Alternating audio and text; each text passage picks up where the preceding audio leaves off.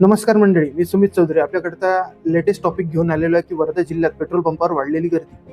Petrol पंपावर petrol भरण्यासाठी प्रचंड गर्दी वाढलेली आहे. ही गर्दी कशामुळे वाढली? ही गर्दी कुठल्याही पेट्रोलच्या शॉर्टेजमुळे न वाढता ही गर्दी वाढलेली आहे फक्त एका अफवेमुळे.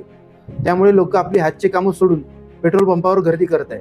मी सर्वांना सांगू इच्छितो की अशी अफवा पसरू नका, कारण की लोक आपली महत्त्वाची कामं सोडून पेट्रोल पंपावर गर्दी करत आहे.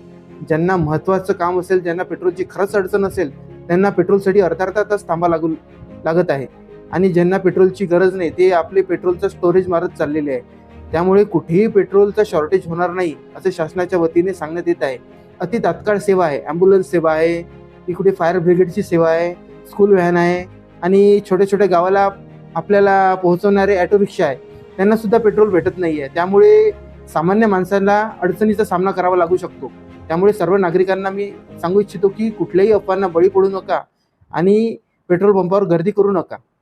जागरूक राहा, सतर्क राहा.